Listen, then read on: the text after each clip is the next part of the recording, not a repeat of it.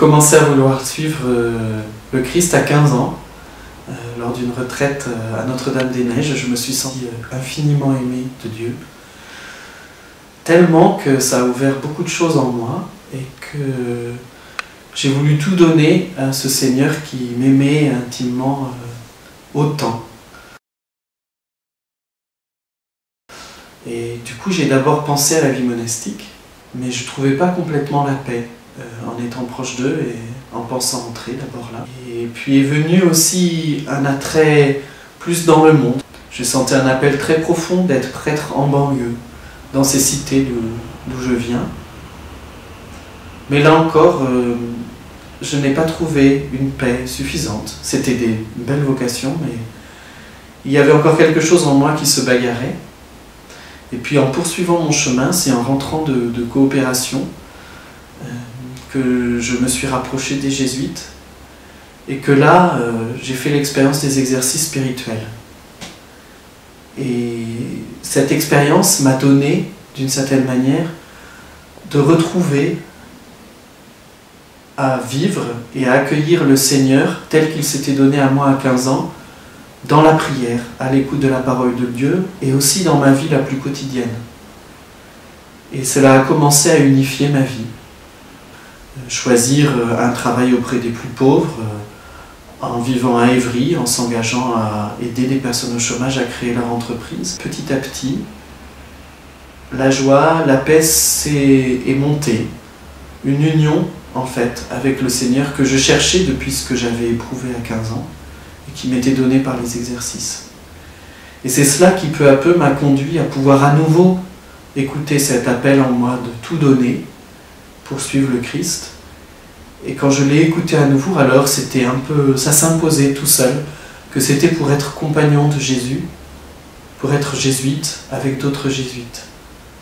Sûrement, en fait, à cause de cette expérience des exercices qui me donnait de retrouver le Seigneur qui me touchait, et puis aussi pour une manière très spécifique d'être dans le monde et dans l'Église, dans un amour profond du monde, et puis proche du Christ, qui est à la fois le Christ qui guérit, qui libère en Galilée, mais aussi celui qui connaît sa passion et qui sait s'engager en aimant jusqu'au bout.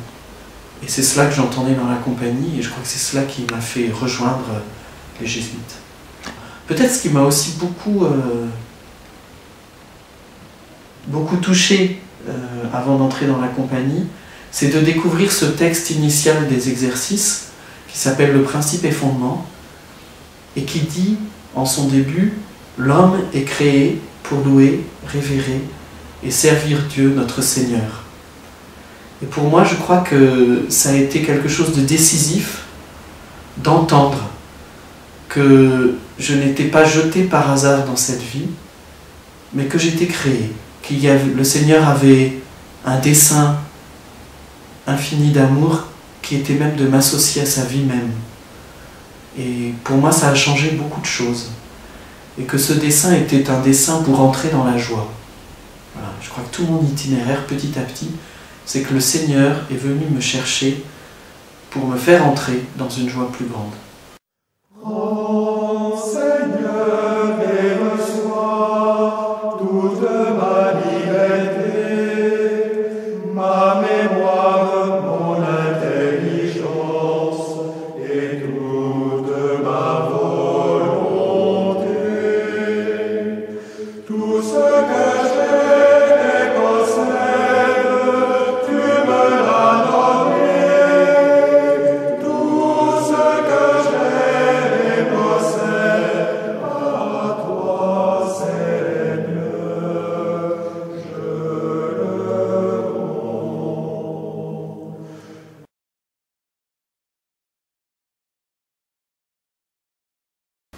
Je me sens si petit face à ce grand mystère de Dieu qui se donne dans son Église et auquel je vais dire oui à cette place de ministre ordonné.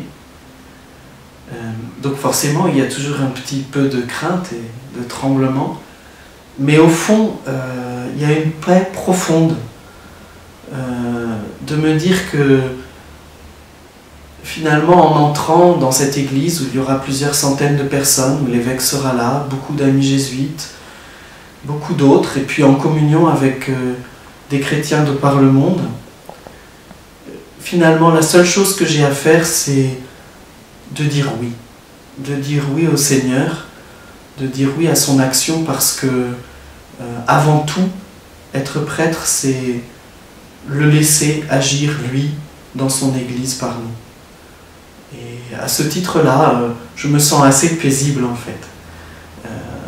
Dès qu'on choisit de ne plus trop se considérer soi-même, mais de lui faire pleinement confiance, alors je crois que je peux dire oui.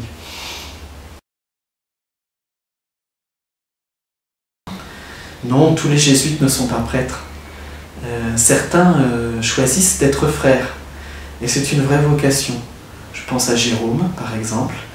Il dirige actuellement à l'ICAM de Toulouse une école de production qui aide des jeunes qui n'ont pas le CAP à revenir dans les études à partir d'un travail sur les machines avec des ouvriers expérimentés. Et Jérôme vit vraiment une vocation de frère, de service, et notamment de service des plus pauvres. Et c'est très important pour moi que nous ne soyons pas que des prêtres parmi les jésuites, mais d'abord un corps de compagnons de Jésus, d'amis dans le Seigneur, dans lequel il y a des prêtres et des non-prêtres.